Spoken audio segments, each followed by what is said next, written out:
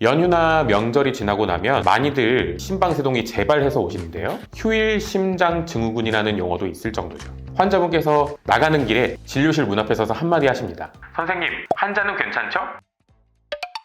안녕하세요. 저는 여의도 성모병원에서 부정맥을 전문으로 진료하는 순환기내과 김화중입니다. 심장은 이 심방과 심실이 순서대로 규칙적으로 수칙하면서 심장 내에 있는 혈액을 다른 장기로 공급합니다. 부정맥이란 맥이 빠르거나 느리거나 불규칙해서 고르지 못한 상태를 통칭하는데요. 심방세동은 부정맥의 일종으로 심방이 매우 빠르고 불규칙하게 수축하는 그런 부정맥입니다. 이렇게 되면 혈액이 심방 안에서 고이게 되고 그 혈액이 굳어서 피떡을 만들 수 있습니다. 이 피떡이 뇌로 이동해서 뇌혈관을 막으면 뇌졸중이 되는 거죠. 또한 심장이 효율적으로 수축하지 못해서 심장에 부담이 쌓이게 되면은 심장 기능이 악화되는 심부전으로 이어질 수도 있습니다. 이 많은 환자분들이 정상맥을 유지하기 위해서 항부정맥제라는 약물 치료를 받지만 약물을 잘 복용하더라도 절반 이상의 환자분들이 재발을 겪습니다. 그래서 약물 치료만큼 중요한 것이 심방세동 재발을 부르는 생활습관을 교정하는 것입니다.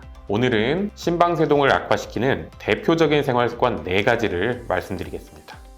자, 여러분들께 가장 강조하고 싶은 내용을 첫 순서로 말씀을 드립니다. 특히 애주가 여러분들 집중해주세요. 술은 심장 근육에 직접적으로 영향을 미치기도 하고 전해질 불균형이나 자율신경 이상을 일으켜서 간접적으로 영향을 미치기도 합니다. 그래서 결국은 심방세동을 재발하게 하는데요. 이런 영향은 술을 자주 마실수록, 한 번에 많은 양을 마실수록 그 위험이 증가합니다. 연휴나 명절이 지나고 나면 많이들 심방세동이 재발해서 오시는데요. 실제로 연휴 기간 동안에 폭음으로 인해서 심방세동이 재발해서 증상이 나타나는 현상을 지칭하는 휴일 심장 증후군이라는 용어도 있을 정도죠. 제가 환자분께 절주하시라 신신당부를 하면 환자분께서 나가는 길에 진료실 문 앞에 서서 한마디 하십니다. 선생님, 환자는 괜찮죠? 안전한 음주량이라는 것은 없습니다. 이 심방세동을 진단받으신 분들은 음주를 최소화하셔야 합니다. 자, 비만은 심방세동 발병 위험을 높이는 주요 요인 중에 하나입니다. 과체중 자체가 심방의 변형에 영향을 주기도 하고 비만이 일으킬 수 있는 만성질환들, 고혈압, 당뇨, 고지혈증들이 심방세동 발생 위험을 높이기도 합니다. 연구에 따르면 이 체질량 지수라고 부르죠. BMI가 5 높아질 때마다 심방세동의 발생률이 약 29%, 그리고 심방세동 시술 후의 재발률이 약 13% 증가합니다. 반대로 비만한 심방세동 환자가 체중을 10% 정도 줄이면 심방세동의 증상과 재발률 감소에 도움이 됩니다. 따라서 미국 심장학회 진료 지침에서도 BMI를 27 이상이 되는 분들은 체중을 최소 10% 이상 감량하는 것을 권고하고 있고, 유럽 심장학회 진료 지침에서도 BMI를 20에서 25 사이로 조절하는 것을 권하고 있습니다. 신체 활동 부족 또한 심방세동을 악화시킬 수 있습니다. 반면에 유산소 운동은 심방세동의 양을 줄이고 증상을 개선해주며 재발률을 낮춰줍니다. 아주 고강도의 유산소 운동은 오히려 심방세동 발생 위험을 높인다는 보고도 있습니다. 따라서 심방세동 환자에게 추천되는 적절한 운동 강도와 시간은 중등도 강도의 운동의 경우 일주일에 150분 정도, 그리고 고강도의 운동의 경우에는 일주일에 75분 정도입니다. 중등도 강도의 운동이란 빠르게 걷기나 자전거 가볍게 타기나 배드민턴이나 테니스를 복식으로 하기 정도이고, 고강도 운동이란 조깅을 하거나 자전거를 빠르게 타거나 배드민턴이나 테니스를 단식으로 치는 정도라고 생각을 하시면 되겠습니다. 중요한 건 꾸준함입니다. 무리한 운동은 심방세동에 오히려 해로울 수가 있고 지속하기가 쉽지 않기 때문에 오래 지속할 수 있는 본인에 맞는 강도의 운동을 선택해서 실천하는 것을 권해드립니다.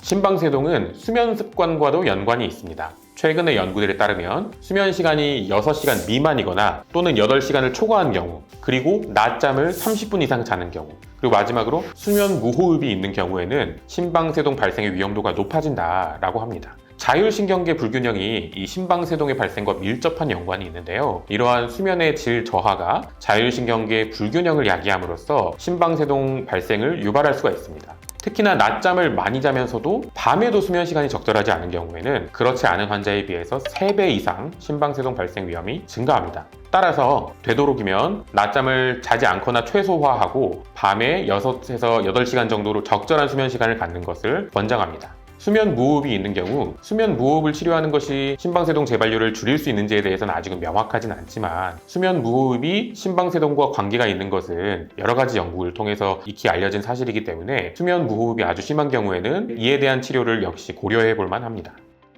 번외로 카페인에 대해서 말씀드리겠습니다. 카페인은 자율신경을 자극해서 심박수를 빨라지게 만듭니다. 심방세동 환자들은 커피를 마신 후에 심장이 빨리 뛰는 것을 심방세동으로 오인하는 경우도 있습니다. 따라서 많은 사람들에게 카페인은 부정맥에 좋지 않을 것이라는 인식이 있습니다. 하지만 사실은 카페인과 심방세동의 연관성에 대한 연구가 아직까지 많이 있어 왔지만 카페인이 심방세동 위험을 높인다는 증거는 없습니다. 오히려 몇몇 연구에서는 적절한 양의 카페인이 심방세동 위험을 줄여준다는 연구도 있습니다. 하지만 이 에너지 드링크나 과도한 카페인 섭취가 심방세동을 일으켰다라는 연관성을 보고한 이 드문 사례들도 있기 때문에, 그리고 이 카페인이 몸에 미치는 효과 정도는 개인차가 있을 수 있기 때문에 심방세동 진료 지침에서는 평소에 드시던 정도의 카페인 양을 섭취하는 것은 큰 문제가 되지 않지만 심방세동 위험을 줄이기 위한 목적으로 카페인 섭취를 새로 시작하거나 또는 늘리는 것은 권장하지 않습니다.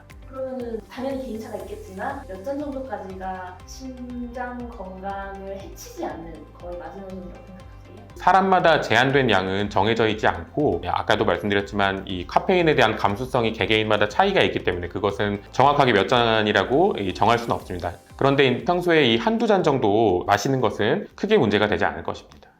심방세동은 약물 치료만으로는 관리하기가 어렵습니다. 음주, 비만, 운동 부족, 그리고 잘못된 수면 습관과 같은 생활 습관이 재발 위험을 높일 수 있으니 오늘 말씀드린 내용들을 잘 기억하시고 실천해 보시기 바랍니다. 건강한 생활 습관이 곧 심방세동 관리의 첫걸음입니다. 더 궁금한 내용은 댓글에 남겨주시고 오늘 내용이 도움되셨다면 구독과 좋아요, 알림 설정 부탁드립니다.